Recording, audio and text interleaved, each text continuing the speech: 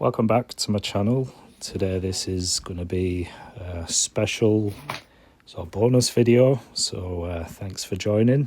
For those of you who've been following my channel for a little while now, you may notice that I do a lot of studies in my sketchbooks. For me, painting trees is something that I want to improve on, and so I just wanted to break up the pages in my sketchbook and do some just tree studies.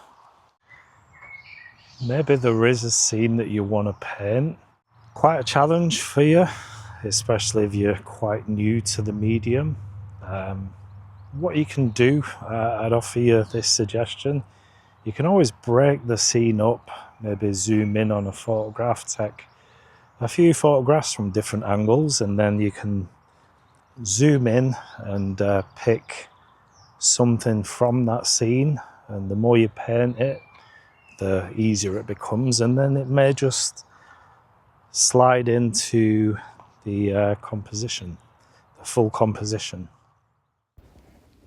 So for my video today, I just wanted to do something quite different, and in my sketchbook I'm not doing one composition, I'm just doing almost thumbnails, just bite-sized chunks.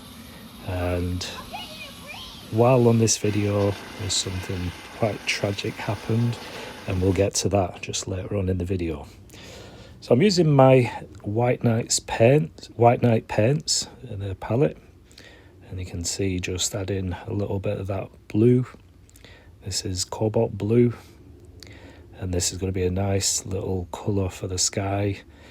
This is from a picture that I took, a really nice image, and there was a really nice sky with a few clouds, and they're really long clouds, so it's quite nice. I wanted to include that. So just loosely going over the paper with a really light wash, and I'm not worried about going over the trees because I will have parts popping through the trees. So I'm using a little bit of the cad yellow medium and adding that to a bit of green that I already had on my palette. And that's one reason why I don't clean out my palette. I can't remember the last time I did that, but I just use the colours that I've already mixed up from previous paintings, and that seems to work for me, just using various different colours. If you know anyone that likes to do sketchbooks and paint in sketchbooks, then and you think that they could benefit from this video, then I would appreciate if you do share this video. It may come in handy for someone that you know, and so I do appreciate that. And also your comments are welcome. And you can see the way the tree sort of comes to life as I add the darker tone now. So I got my first wash down, which was quite a pale mix, and that would be the lightest tone, and then going in with a darker colour just to give that some dimension. So like I said, if you're struggling with a full composition, then just try this. Just pick out, select different areas of the composition and just add that and work on that as a small sort of thumbnail, and it can sort of help with your bigger compositions. So that's something that I want to share with you and show you. So just loosely adding some branches and lines now, and I really do like this brush. For some reason I didn't actually use this for many years, but I'm really a fan. I'm using the tip of the brush, quite a nice point on it, and it is a synthetic brush.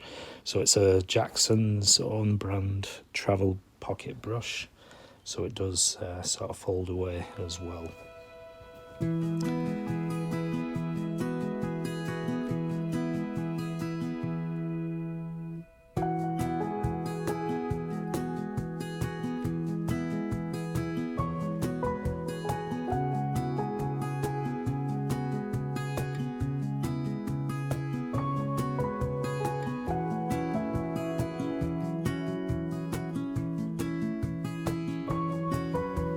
just really enjoying the process now, and I will be dipping into some ink, some pens, sepia and black, just to add to the composition and the details of the trees.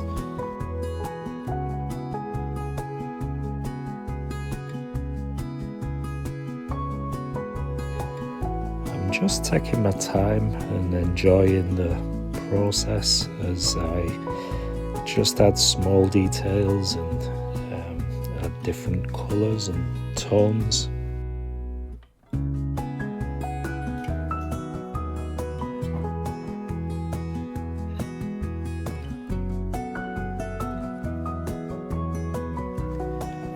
Another thing that I'm doing, I'm not using too many colours. There's probably about 4 or 5 different colours I'm using for this one, because it's trees and shrubberies, and I'm using mostly greens, cad yellow medium, and those sort of colours just to give me the base.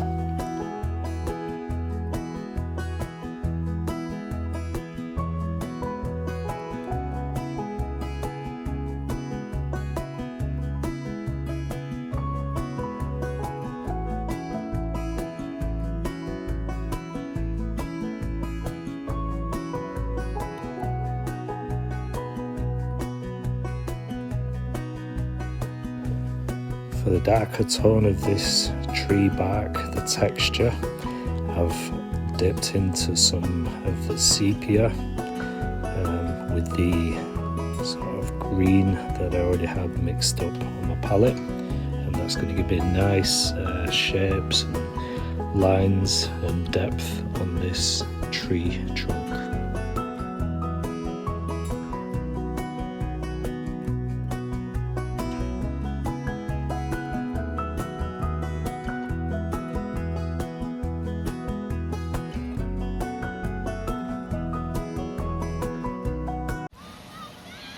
So on Friday, I did notice there was a helicopter just circling around where I live, near where I live, and I just presumed it was a police helicopter that there normally is. But upon going to the shop with my son, I had to cross one of the streets just backside of where I live. And we noticed there was a lot of police and ambulances, and there was a lady quite distressed sat on the curb. So we didn't really know what was going on.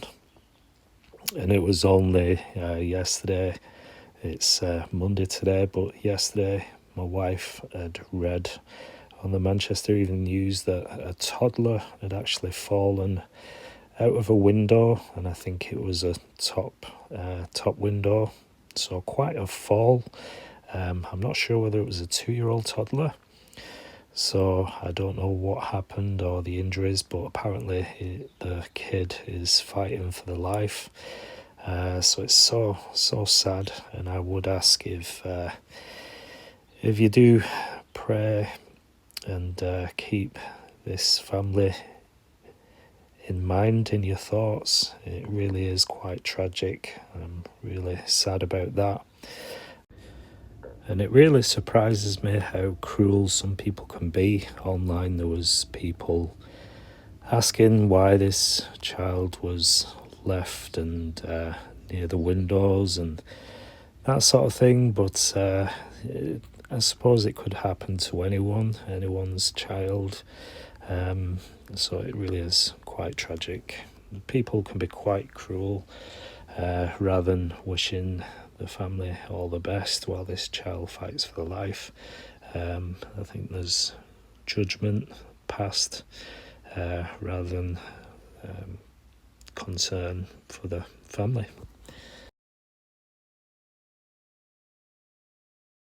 So I'm using that sepia mix as my darkest tone, and that's adding some nice contrast for this tree trunk. And I will be picking out little bits with ink, so I'll be drawing on top of that as well. And then I just wanted to use the tip of this brush. I think it's number 6 brush, by the way. Number 6 synthetic brush, and I'm just flicking up some grass on the bottom of this tree, so it just gives the impression of some grass. So it's quite simple, quite easy to do, just going in and flicking up. And then making most of this colour that I've got and just adding it to various other parts of the trees.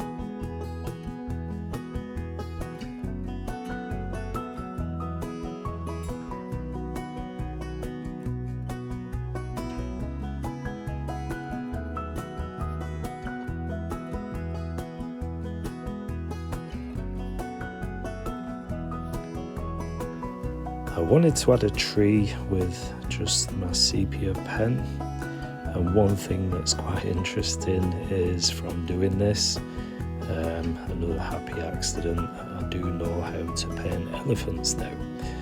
You'll see what I mean as this tree takes shape.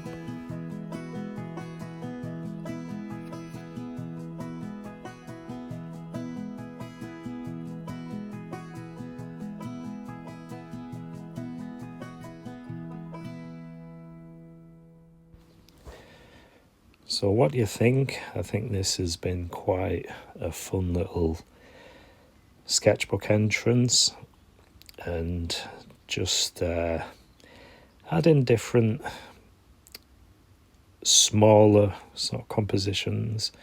So instead of doing one full landscape, then I've just broke things down into separate sort of bite-sized chunks, and just had a go. And this is perfect for practicing. I do want to improve with my trees, and now I know how to paint elephants as well, so it does sort of bear resemblance, and there wouldn't be much difference from this tree trunk to change into an elephant. So yeah, it's just one of those handy things that you learn by mistake. And so let me know what you think in the comment section. Do you think it looks like an elephant? Maybe that's something I should paint another time.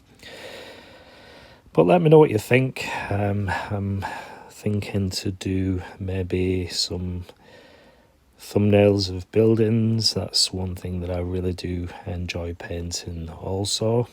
So I could do another page dedicated on architecture and buildings and bricks and windows and doors and all that sort of thing.